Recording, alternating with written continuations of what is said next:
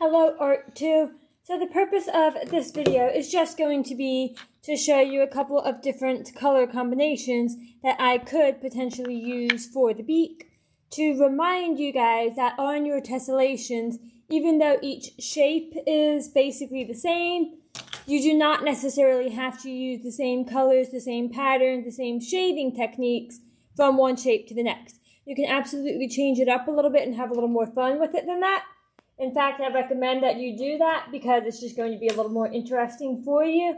And the more fun you can make a project for yourself, the better it will turn out. So as you can see on my paint palette here, I have a couple different types of yellows, some browns, and some white, all of which I could use to do something similar to what I have done on this beak, where I'm going to zoom in a little bit. You can see that it's darker on the bottom part and lighter on the upper part with a little bit of a highlight. Now, I could put an even darker on the bottom. I could put more of a shadow with shading. I could put more of a highlight. I could put even less shading and less value change and do it based purely on shape. It's completely up to you exactly how you choose to fill out your shading and your detail here. So once again, there is no right or wrong. The main thing is, of course, whenever you are painting, to make sure that you got your tip of your brush along the edge that you are painting, and if your bristles start to kind of splay out like how this one is, the thing that I tend to do is just kind of cut it off. I would not recommend necessarily just cutting all of your brushes willy-nilly, but if you've got some bristles that are sort of causing you problems and they're starting to make little stray marks in there, just kind of trim them off so that they're not in the way.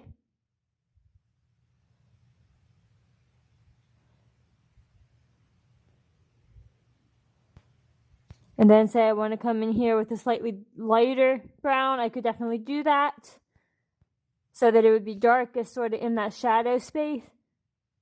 Remember that when you are painting, you can sort of mix directly onto your paper, or you can mix all of the colors that you'll need on your palette beforehand. A lot of times when I am shading, I'll tend to do a little bit of both, just depending on the type of shadow and highlight that I'm using.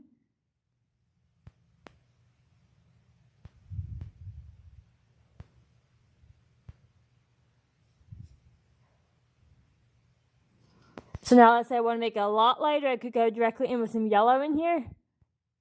And you'll see that it doesn't get much lighter because the brown is stronger, but you can see that it does start to create some shading there. And obviously, the more you clean off your brush between colors, the more that value transition will show up.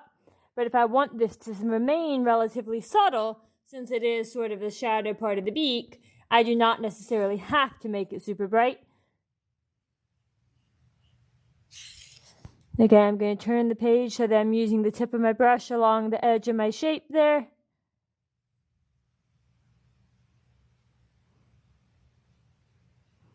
Now, because this particular bird is orange, I used the cooler, sort of darker brown for the shadow part of the beak, and then some of that yellow in there.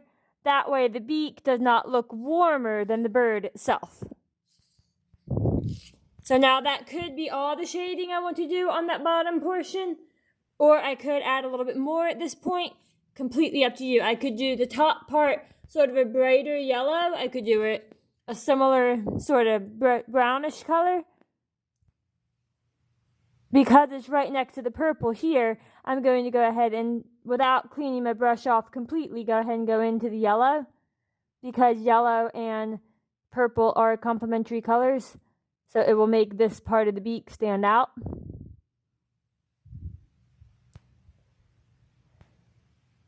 And now some people do like to tape things off like this while they're painting, and that's fine.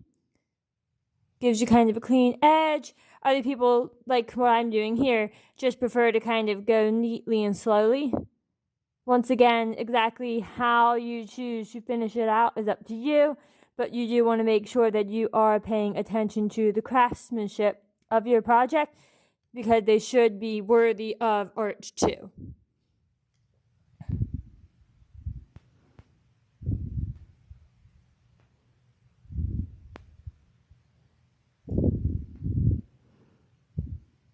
So here I've got a bit of my darker yellow towards the top. And then I could go and flip my page. I'm only even halfway on here, I'm so sorry. And then I could go into that space with some white and sort of fade that white into that yellow. Remember that the more realistic you want your tessellated form or shape or creature to become, the better off you are using a reference image.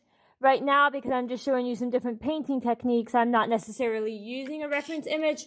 But if I wanted these beaks to all be more realistic and look more lifelike, then I would, of course, be using a reference image as I am working. But for the purpose of this particular exercise, because it's mostly just shading techniques, I'm not too worried about my reference image. So now on this beak, I'm going to do something much more solid.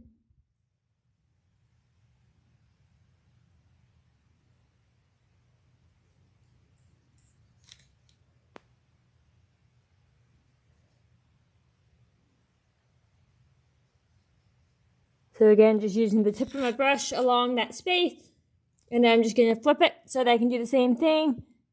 Use the tip of my brush along the bottom space of the beak here.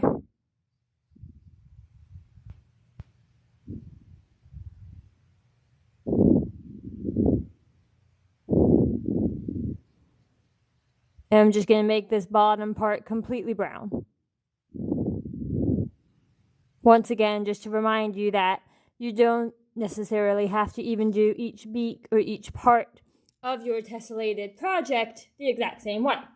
So now I'm going to rinse my brush off completely, dry it off a bit, and I'm going to go in with sort of a golden yellow on the top part, similar to the color I used here. But now I'm going to do it that solid yellow this time. Again, making sure that I use the tip of my brush along the edge of my shape so that I can keep that as clean as possible.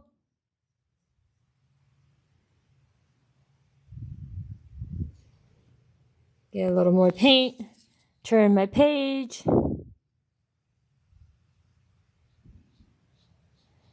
Now, one thing to be careful of is that my brown here is still going to be a little bit wet, which I actually like to go ahead and go right in with acrylic next to it, because then I'm going to end up with a much softer line in between the two colors if I sort of blend those two colors together rather than leaving a halo.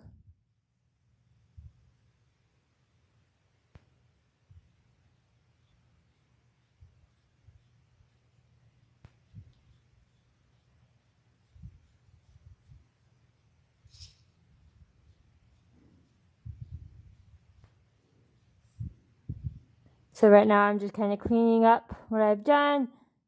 Keep in mind that you are going to have to do a second coat with some colors. Yellow is frequently one of those colors, just because it does tend to be a rather thin color.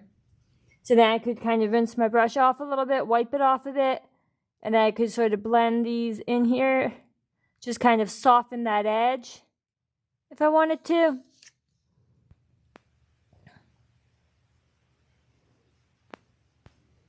Now, of course, you do not have to soften your edge at all. If you want more of that sort of sharp graphic look, that would be perfectly fine, because once again, every single option available to you for finishing these is there. I'm just going to put a little more up here, turn my page again, and smooth out some of those brush strokes.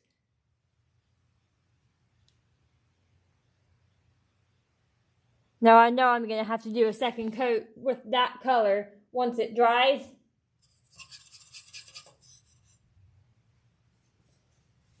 So now I'm going to go towards this beak here on the green bird. And I'm going to use sort of a reddish brown on this one, simply because, as you know, red and green are complementary colors. So if I have a little bit of a reddish brown in there, then it's going to make it pop. It's going to make the green pop, and it will make the beak pop. Again, just going to kind of go along the edge. with the tip of my brush. Fill in some of that space in between, then turn my page.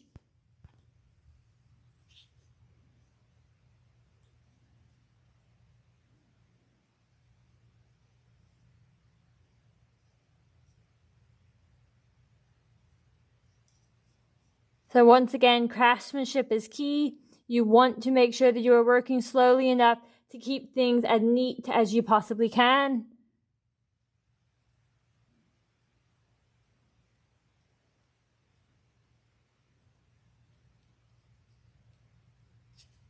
So if I were to go into my purple a little bit too much there, then I would just put my purple back over top of it again once the beak dries. So there might be quite a few spaces where you go back and forth between colors because you are trying to keep things as neat as you can. That's totally fine. So if I want to go in here with the darker brown in that shadow, I could go ahead and just put some dark brown directly here. And then I could put more of my reddish brown to blend the two together. Or I could mix ahead of time. I could use multiple colors. I could use 3 colors. I could use 4 colors. I could just use 1 color. Like I said, the main purpose of this particular video is just to remind you that you have a lot of options and that it's ultimately up to you exactly what you want your tessellated patterns and forms to look like.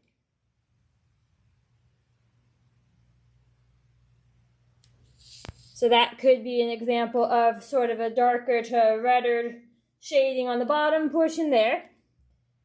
Now on the upper portion of that beak, I could use that same color, but I could do it lighter. So I could start with my white, and as you can see, I've not wiped off my brush completely, so that some of that color is already there.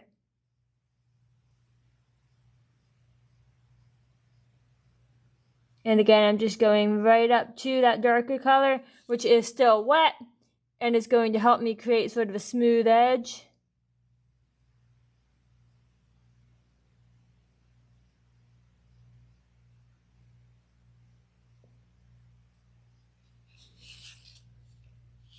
Turning my page, being careful not to put my hand down where something is already wet. That is definitely a challenge.